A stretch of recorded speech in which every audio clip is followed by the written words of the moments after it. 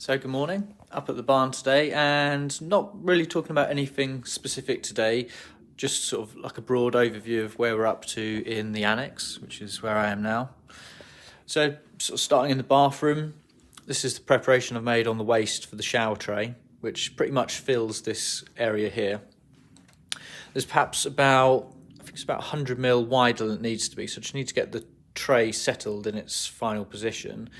And then this part of the wall here is going to extend out slightly and it's going to form like a niche. So we have a nice linear niche, linear shower niche in that part of the wall where it's sort of not structural. And obviously this part of the wall here between the bedroom next door and the shower needs to be finished. I just need some more timber for that.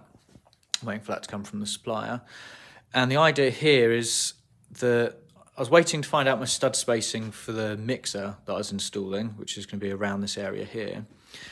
And I've also got this AAV, so an air admittance valve, because this is end of run. This sewer pipe here goes under the ground and just comes across here to this toilet and then out the wall there.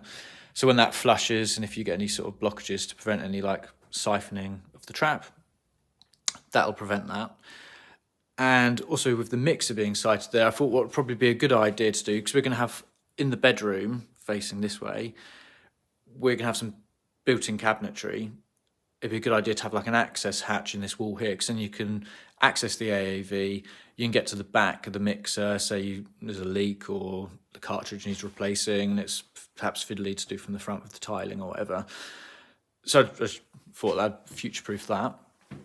So that's the tray. Obviously I need to run some hot and cold feeds through and down the wall once the timber work's all installed. And then coming around this side, this placement of this foul pipe isn't perhaps ideal. I think it should have been further into the corner, thus maybe just a bit of a miscalculation on my part. But it's fine. I think it'll fit in with the design well, because we'll have the tray coming across here. And I think what I'm actually going to do is put in like a bit of built-in cabinetry here. So have like a bit of a shelf behind the loo and then like a higher cabinet to store like the toiletries and stuff like that. Because we're going to be living in here, this part of the annex, while we're building the main barn next door. And space is going to be pretty tight, so any storage will be welcome. So yeah, so having like a built-in, a concealed system there with what will essentially be like a wall-hung toilet facing this way towards you, with cabinetry above storage, and then maybe just some sort of like shelf coming across the wall here. The towel rail is going to go on that bit of ply that I've put there, and that's going to be completely electric because there is no other heating, plumbed heating.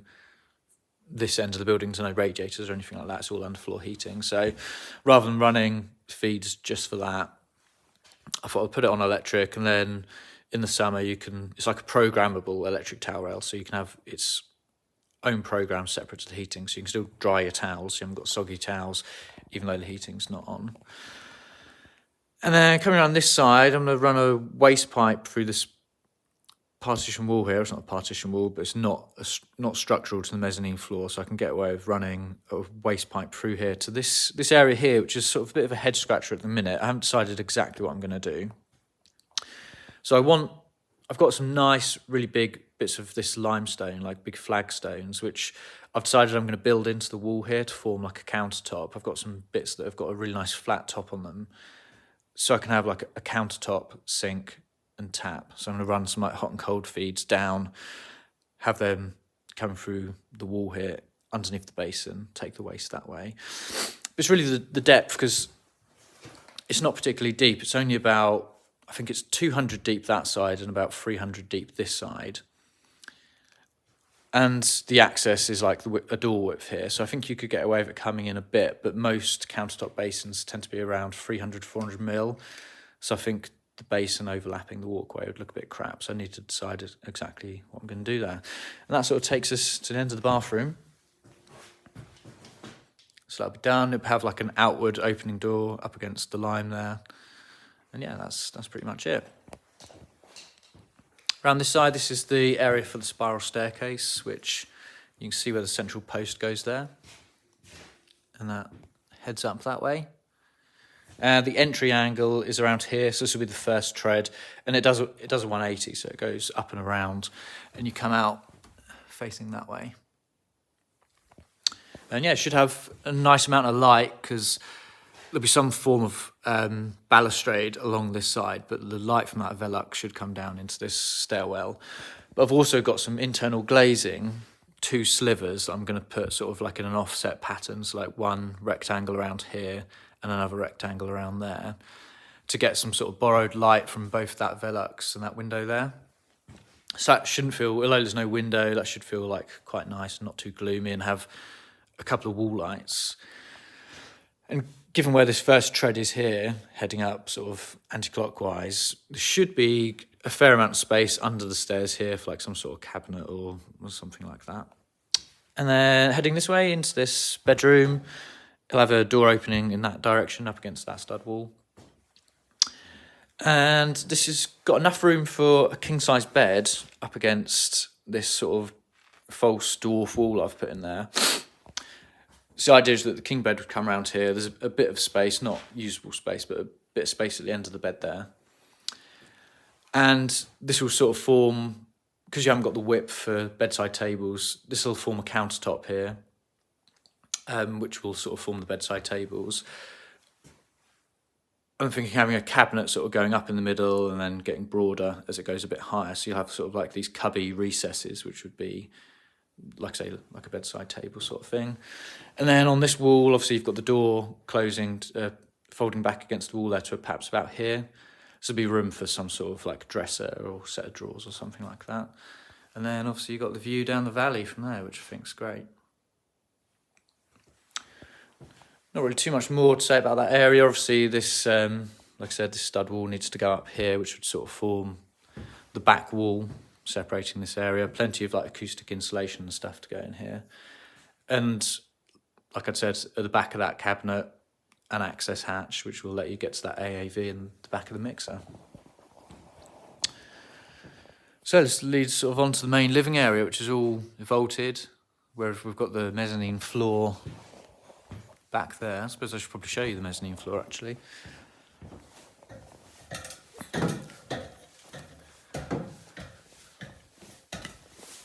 So as I said, the exit angle on the spiral staircase takes you out about here.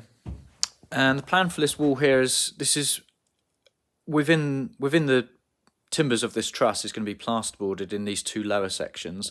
Because this is designed as like an annex, like informal or like temporary living, visitors, that kind of thing. These 2 top sections I'm actually going to glaze. Because actually privacy is not really like a main concern. I think as like a design feature, being able to look down into the main living area from here, I just thought would be pretty cool. And so over on this side, there's not really much to say up here. There's just going to be some storage. So I've framed out for like a little access hatch in there. And I've also got a conduit just poking through the wall for some exterior lighting that I'm going to sort perhaps at a later date. Exposed stone wall, that's going to stay as it is. On that end wall there. And then underfloor heating, I've got this sort of retrofit underfloor heating system. So this is like a thin PIR board, which these underfloor heating coils are going to go through. And that'll go everywhere up on this first floor. So we'll lose a little bit more head height. PIR board than like a laminate or something like that to finish. And then same on this side. So this is obviously all going to be plasterboarded. Another access hatch. New velux that I've put in there. And then sort of form a continuation of that wall downstairs. It'll be a bit of a bulkhead. It does step out a bit more than that ground floor wall.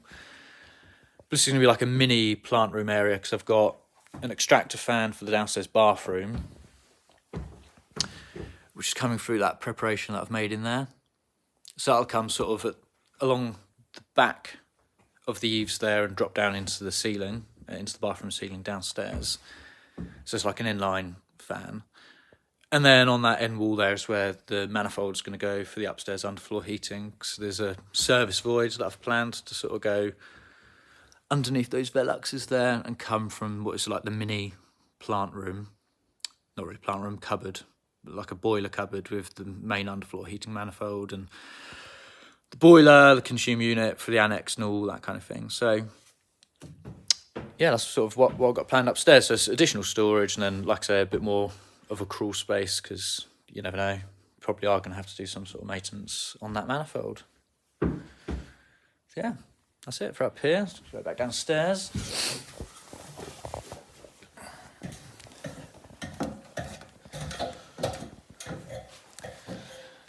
So there's quite a lot of mess in this area, but I'll try and explain it the best I can. So this area here, we're going to have some larder units up against this wall here. And like I say, it'll form like a mini utility sort of thing. So there'll be like the boiler, consume unit, underfloor heating manifold, things like ironing boards, like maybe the end larder unit will end up being a bit of a pantry because the kitchen isn't going to be massive. We're leaving these brick reveals here, and in there I'm going to have a door made, which will sort of form like the front door to the annex as you come in. So you'll enter through this way. It's quite a wide opening, but I'll probably keep it wide because it's the only way in and out for like moving in furniture, sofas, that kind of thing. So yeah, as you come in, you'll have like those cabinets on your right, some sort of small table for like seating. So where we'll feed the children. Got a nice window there. It's obviously boarded up on the outside at the minute. And then over on this side will be the kitchen. So we've got like an L-shaped kitchen planned, which will consist of more than just a microwave. So perhaps a run here with a hob on it and a couple of uppers on the ends. I think it's a bit of a no-brainer that the sink goes there with that view by that window there. So I think that'll look really nice. And then we're sort of having debates at the minute as to the layout of the kitchen. I've got a second-hand kitchen which we got off Marketplace just to sort of keep the cost down for this area. So we're going to see how far the units we've got takes us. But I think what would probably look quite nice is, it, rather than an L, a U-shaped kitchen. So it has a bit of a return here, which will help sort of form a partition for the lounge area. So this would have like a sofa in it around here. And then behind where those sheet materials are, like you could have like a wall-hung telly on the edge of that stud wall there. But yeah, that's the idea. We're sort of going on to the first fix now, so we need to start making decisions about lighting. I was wondering about having, on the other side of this truss, having some track lighting, which you could sort of reposition to have around the kitchen. It being a vaulted ceiling, there's sort of considerations to make about lighting for task lighting for the kitchen, because obviously they would need to be adjustable in some manner. It's quite a high ceiling as well. And yeah, maybe a couple of pendants look quite dramatic, sort of going down into the living area from that high voltage ceiling. And then like the last bit, which we're renovating at this first stage for the annex, is this area here, which is sort of labelled up as the architect as the link. So long term, I sort of see this area being, it's going to be so light an area. You've got these two big doors on either side, and then this massive roof light as well, which you might have seen me build in a previous video. So we really light an area. So I see it being like a bit like a conservatory. So maybe like a nice wicker set, and then there'll be nice views. It should be nice and warm in the summer with all the glazing with the solar gains. But in the short term, while we're sort of just living in the annex, I think it'd be a bit of like an overflow space. So we'd use it like a bit of a boot room sort of thing. There's plenty of like outdoorsiness going on here. Sort of like my wife will have the horses, and obviously like my boys will be in and outside. So yeah, some sort of boot room, a couple of benches, area to like hang coats, muddy boots, have the dog in here with his cage and stuff as well. So like he can come in here, be crated when he's really muddy, and then he can have like the run of the place when he's dry. And then although long term this wouldn't be needed, I have put provision for a waste just coming into the side of that stud wall there. And I think I'll run just like a temporary cold feed that I can like cap off at a later date from the kitchen. Temporary cold feed, temporary waste going down to that sewer pipe there.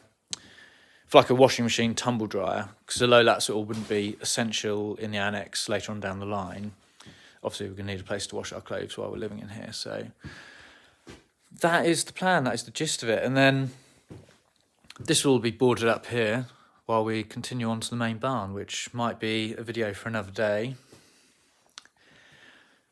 Got a couple of bits of boxing in here. This is the underfloor heating for this area, the link, which I'd like controlled off the boiler for the main barn. So there'll be 2 boilers, one for the main barn, one for the annex. And because I see this area being utilised by the main dwelling when we live in there, I think it makes more sense for this to be heated from that boiler than next door. So initially, up to here won't be heated. Well, we can have like electric heaters and that kind of thing, but not off the underfloor heating initially. And then on that side, some more ducting. This is like where I brought the BT and ran out some ducting for exterior electrics. So here's the plan. So that's on, like I say, on to the main barn this way. I'll just give you a brief whistle-stop tour. You've got like a single-storey section as a continuation of that area back there, which again, we plan to vault all of this bit. This will be some sort of living room, which again has got nice, lovely views out the window there. Lovely view of all the building site drainage materials out there. And here we're really undecided as to what we're going to do for the layout. This will be some sort of like dining room, kitchen area. We've obviously got big doors to fill this area here. Same on the first floor. So this is sort of the area where it becomes 2-storey, a full 2-storey building. Yeah, I won't talk about this too much because I could waffle on forever and I need to do some sort of work today, but that is the gist of it. So yeah, thanks for watching if you've enjoyed that.